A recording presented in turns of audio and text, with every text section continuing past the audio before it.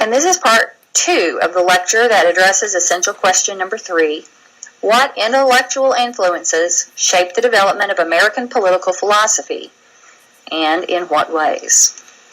In this lecture, we're going to be looking at the Italian Renaissance. The Italian Renaissance actually, it lasted a long time, from approximately 1400 AD to 1700 AD.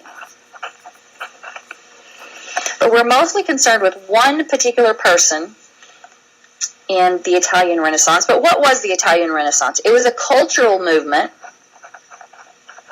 especially in the arts and sciences.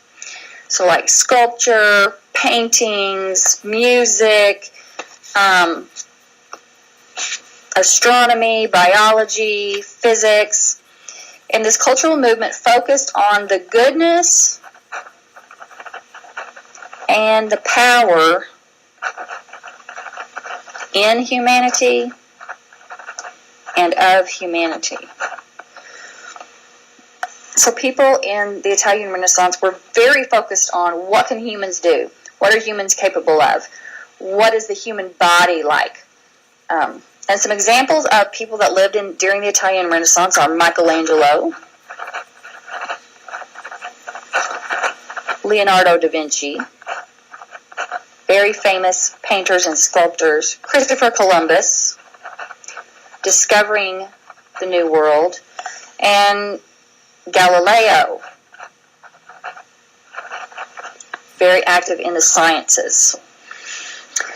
And the word Renaissance comes from two words that mean again. Re means again, and nascere means birth. So the Renaissance, they felt, was a rebirth of humanity and what humans could do. And the person that influenced our founders the most from this time period was Niccolo Machiavelli. And we all know already he wrote Discourses on Livy. And yes, this is the same Livy as this one up here. Machiavelli read the history of the Roman Republic, intensively read it, and then commented on it. His book was discussing Livy's books that he wrote.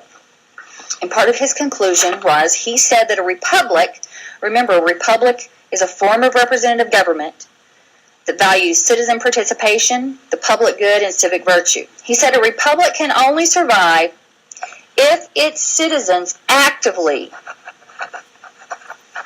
participate in government. When the citizens quit being active in government, the republic starts to die.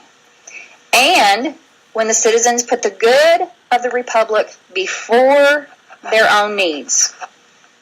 Before their own needs. So they put the common good before individual goods. And if the republic represents the interests of all levels of society. Not just the rich and famous, but the poor and infamous also. So the Italian Renaissance brought us information about a republic, how a republic works, and how it can be set up to be successful. And so taking a look at the key principles in the Italian Renaissance, we have the idea, of course, of republicanism.